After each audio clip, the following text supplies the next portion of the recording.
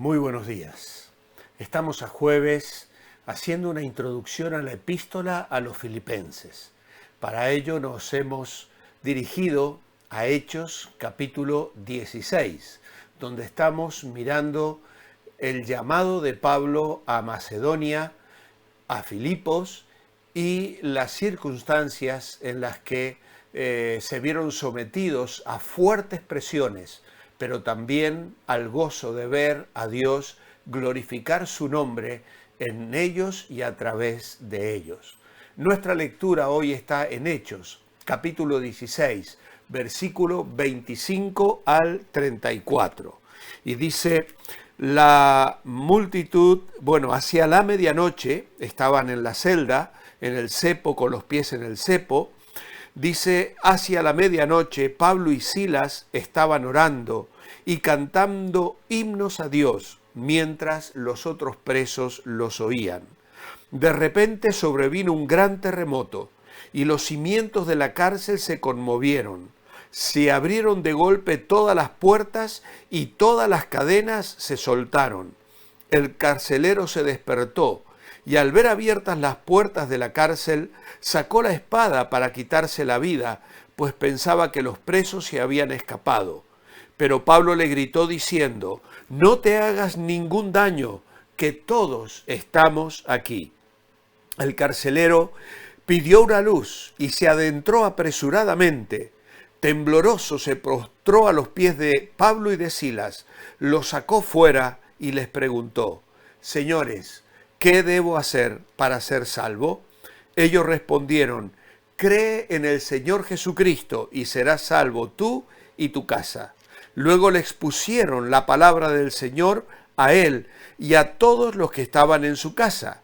Y aunque ya era una hora avanzada de la noche, les lavó las heridas. Y luego él y toda su familia fueron bautizados. Después, dice la palabra, los llevó a su casa, les sirvió de comer y junto con toda su familia celebró con gran alegría el haber creído en Dios. ¿Cuántas veces los que perseguían a los misioneros se proponían desanimarles, frenarles de alguna manera? Vemos aquí una circunstancia muy difícil. Sin embargo, ellos están animados y llenos de gozo. Les han azotado, les han propinado una paliza extraordinaria, les han colocado en una incómoda postura en la que el cepo les obligaba a recostarse con las espaldas llagadas. Y obviamente podríamos esperar que con los pies al menos y tal vez las manos en el cepo, ellos estuviesen quejándose y gimiendo de dolor, además sin saber lo que habían de hacer con ellos el día siguiente. Sin embargo, les encontramos orando y cantando himnos a Dios. No era ni lugar ni hora de oración, pero en cualquier sitio y en cualquier hora se puede orar y adorar a Dios en espíritu y en verdad.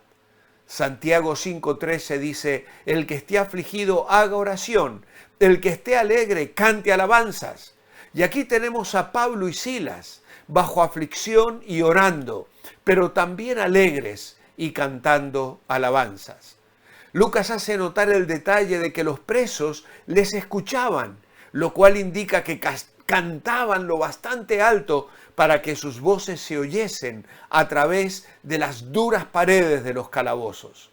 Así ellos eran de alguna manera preparados para el milagro que Dios habría de hacer, porque nos dice la Escritura que se produjo un gran terremoto, las puertas de las celdas y las cadenas cayeron de sus manos, de modo tal que ante la sacudida de los cimientos de la cárcel, Dios mostró su poder y su ira por las indignidades que se habían cometido con aquellos que eran sus siervos.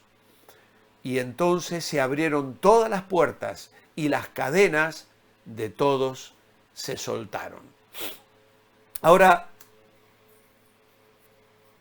cuando Pablo les escribe a los tesalonicenses, en su primera carta, el capítulo 2, les dice lo siguiente: hermanos, vosotros mismos sabéis que nuestra visita a vosotros no fue en vano. Al contrario, a pesar de haber sido maltratados y ultrajados en Filipos, como bien sabéis, Dios nos dio valor para anunciaros el Evangelio de Dios en medio de una fuerte oposición.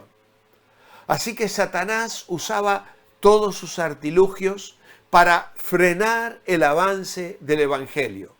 Pero resulta que ahora no solo los discípulos, los siervos del Señor, son un testimonio para gloria de Dios, sino que el mismo carcelero que tan mal les había tratado y que cumpliendo las órdenes que había recibido, les había metido en el calabozo más profundo y había puesto sus pies en el cepo, tratándoles como si fueran de los peores delincuentes.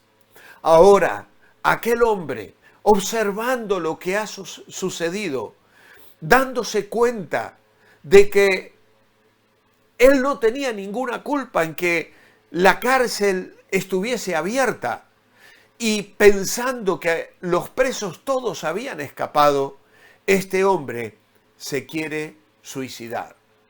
Él no podía ver en el interior de la prisión, pues estaba oscuro y era medianoche, pero Pablo pudo ver bien sobre el fondo de la relativa claridad exterior el gesto del carcelero al desenvainar la espada, porque al fin de cuentas el carcelero sabía que él sería ejecutado. Pero Pablo se apresura a gritarle: no te hagas ningún mal, pues todos estamos aquí. ¿Por qué no se escaparon los demás presos, o al menos alguno? Pues sin duda Dios mostró su poder, atándoles el alma, tal como lo había mostrado, desatándole los pies.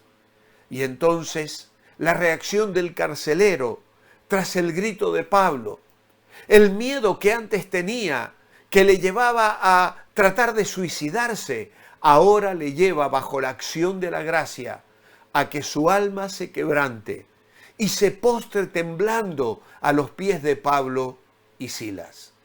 No pudo acudir a mejor médico del alma que Pablo, pues también él había sido un perseguidor de los cristianos, los había metido en la cárcel, los había maltratado. Por lo tanto, él podía simpatizar con los sentimientos del carcelero. Es tal vez posible que este hombre hubiese oído algo de la predicación a través de los presos, o quizá en lo que había sucedido con la mujer pitonisa, o incluso las alabanzas y los cánticos de aquellos hombres que estaban en la prisión. No lo podemos saber exactamente, pero sí sabemos que algo sublime estaba aconteciendo en aquel lugar oscuro. Y aquel hombre duro de corazón, que ha maltratado a tantos presos y que vivía una vida seguramente muy amarga y muy angustiosa, ahora cae de rodillas pidiendo perdón. Y se dirige a ellos con el mayor respeto: señores. Y luego se preocupa por su situación espiritual y pregunta, como algo en el que se juega el destino eterno de su alma: ¿qué tengo que hacer para ser salvo? Él de esta manera muestra que conoce la importancia de la salvación, que sabe que algo hay que hacer y que está dispuesto a cumplir lo que se le exija, por duro y difícil que le resulte.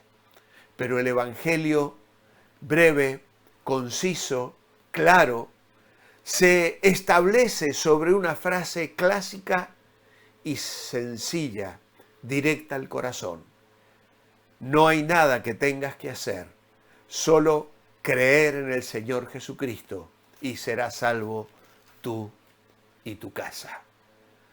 Un antiguo profesor decía, fue un principio, una soga que se echa al hombre que se ahoga, quedando para más tarde la explicación del sentido pleno de la salvación y la presentación de la persona del Salvador Jesucristo. Obviamente que la última cláusula, tú y tu casa, no significa la promesa de que sus familiares también habrían de ser salvos posteriormente. Tampoco significa que pudiesen salvarse porque el cabeza de familia habría de creer. Sencillamente significa que al abrir su corazón, el Evangelio entraría en su casa con la misma oportunidad de salvación que entraba en su propio corazón. Y que si ellos ponían su fe en el Señor Jesucristo, experimentarían el gozo y el perdón. Estos hombres reciben el trato adecuado. Pablo y Silas ahora se olvidan de sus heridas, del frío de la madrugada, de la noche que pasaban en velo, anuncian el Evangelio.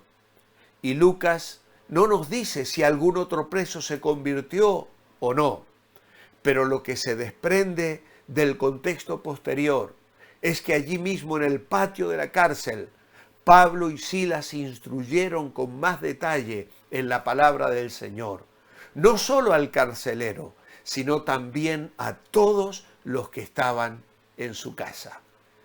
Y todos fueron bautizados, instruidos en la palabra, y experimentaron el gozo de la salvación y el perdón. Pablo no olvidaría nunca esta experiencia. Y al escribir a los tesalonicenses le recuerda y lo describe con términos muy concretos, maltratados y ultrajados en Filipos. Fueron pisoteados. El castigo fue muy duro.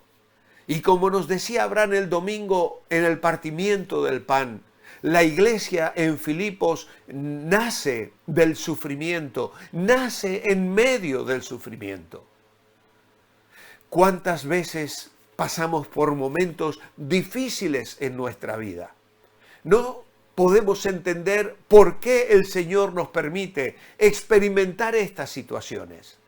Pero una cosa sí podemos saber, y es que Dios tiene planes y propósitos mucho más altos de lo que nosotros podemos alcanzar a comprender. Y que si nosotros aceptamos, como Pablo y Silas lo hicieron, la situación que Dios permite, Dios puede transformar esa situación de sufrimiento en algo glorioso, en algo bendito, en tu vida personal y en la vida de otras personas a tu alrededor, que ante el testimonio de lo que Dios hace en tu vida, pueden conocer al Señor, experimentar su gloria, recibir su perdón. Y esto es lo maravilloso de la vida cristiana. Mi oración escrita en esta mañana es: amado Padre, tú eres un Dios bueno y maravilloso.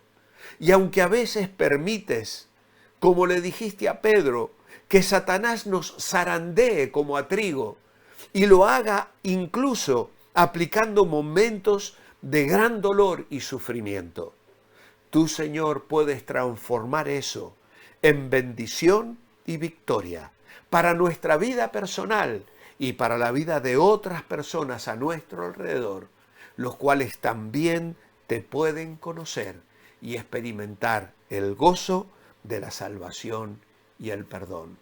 Ayúdanos, Señor, a confiar en ti y a orar y adorar, aunque vivamos momentos de dolor, confiando siempre en ti. En tu nombre, amén. Que el Señor esté con cada uno de vosotros mientras procuráis manteneros bendecibles. Os espero mañana para despedir ya esta semana.